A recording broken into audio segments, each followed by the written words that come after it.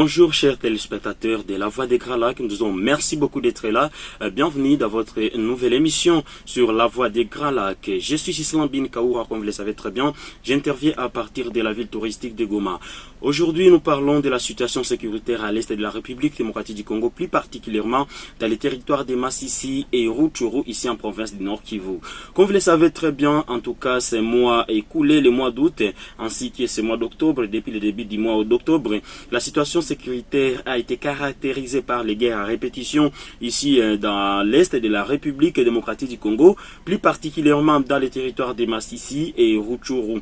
Et ces affrontements opposent les groupes armés locaux communément appelés Wazalendo aux rebelles du M23.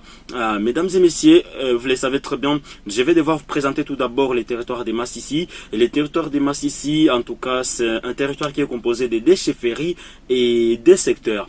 S'agissant des secteurs, il y a les secteurs de Katoi ainsi que les secteurs Oso-Banyungu. S'agissant des chefferies, il y a la chefferie de Baounde et la chefferie de Bachali. Ces affrontements ont eu lieu dans la chefferie de Bachali, en territoire de Masisi. Et mesdames et messieurs, nous allons en tout cas parler de la situation de ces affrontements, mais aussi nous allons revenir sur la situation humanitaire sur place. Selon plusieurs sources locales et même lors de notre descente sur terrain, nous avons trouvé que la situation sécuritaire s'améliore petit à petit, s'améliore petit à petit dans la partie Bachali, parce que les groupes armés Wazalendo, les jeunes résistants Wazalendo, ont réussi à repousser, à chasser l'ennemi du territoire de Masisi. Selon les explications données par Héritier Ndangue, porte-parole du groupe rebelle, Alliance du Peuple pour un Congo libre et souverain, comme m'appelait APCLS, donc Héritier Ndangue, selon lui, ils sont en train de chasser l'ennemi pour que les élections soient également organisées en territoire de Masisi. Et c'est pourquoi, mesdames et messieurs, vous allez trouver que les groupes armés, ils se sont coalisés. Il y a en tout cas plusieurs groupes armés qui opèrent dans l'est de la République démocratique du Congo, qui se sont mis ensemble pour chasser l'ennemi. Et ils ont réussi à chasser l'ennemi du territoire de Masisi. Aujourd'hui d'ailleurs, il y a la route Goma, Kichanga, Nyanzale qui est déjà ouverte. La circulation des biens, des marchandises circule déjà bien sur cette route. En tout cas, il n'y a pas des affrontements. Les jeunes, ils ont réussi d'ailleurs à reconquérir et occuper ces localités. Ils sont déjà là. Vous pouvez, par exemple, vous pouvez aller à Kita, Goma, vous allez Sake, vous allez à Kingi, Petit Masisi, vous allez d'ailleurs à Kabati, et Kiloliro, et Petit Masisi, Burungu, Rushebeshi, Kabalikasha jusqu'à Kichanga, vous descendez jusqu'à Mweso. En tout cas, la situation sécuritaire est fluide. D'ailleurs, selon certains chauffeurs que nous avons interrogés, ils disent remercier cette opération qui a été menée par les jeunes patriotes, parce que selon eux, ils payaient bien avant, ils payaient au moins $700 par Fuso pour traverser cette route. Mais aujourd'hui, en tout cas, mesdames et messieurs, aujourd'hui, la situation est fluide. Ils ne payent que quelques taxes de l'État, mais aussi et quelques motivations à ces jeunes. Ils ne sont pas payés, mais ils motivent certains de ces jeunes pour le travail abattu.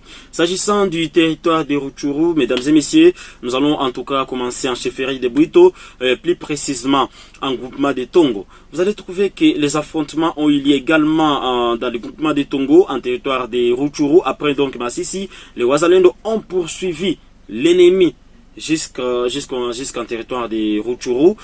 En tout cas, il y a eu des affrontements, il y a eu des placements massifs de la population. Et jusqu'à maintenant, les affrontements se concentrent en groupement de Bwiza, en groupement voisin de Bwiza, dans le territoire de Rutshuru. Un calme précaire s'est observé sur les lignes de front l'avant-midi d'hier. Hier jeudi 12 octobre 2023, il y a eu un calme précaire sur les lignes de front. C'est aux environs des 13h, et c'est environ des 13h que les affrontements ont repris, selon les explications de Gilles Moulumba, porte-parole du groupe VDP, Volontaires pour la défense de la patrie. Selon Gilles Moulumba, les affrontements ont eu lieu encore une fois l'après-midi, c'était toujours dans les Bwiza, mais nous ne sommes pas parvenus à dresser un quelconque bilan concernant ces affrontements. Mesdames et messieurs, vous allez en tout cas retenir que s'agissant de la situation sécuritaire, les affrontements se concentrent dans la partie Bouiza, à Kinyandoni, dans les côtés Kinyandoni. La situation reste tendue jusqu'à maintenant. Et nous ne serons pas, en tout cas, nous ne serons pas dire que les affrontements sont où, mais la situation du champ de bataille à cette heure, parce que la situation reste tendue. Mais il faut retenir qu'il y a en tout cas des vives tensions entre les groupes Wazalendo ainsi que les rebelles du M23, mais aussi d'ailleurs les Wazalendo qui accusent la force régionale de l'EAC de travailler à côté de l'ennemi M23 pour d'ailleurs bloquer la route aux Wazalendo qui poursuivent l'ennemi. Voilà, s'agissant de la situation humanitaire, mesdames et messieurs, vous allez retenir qu'il y a eu un déplacement massif de la population du côté Massissi comme à Rutshuru.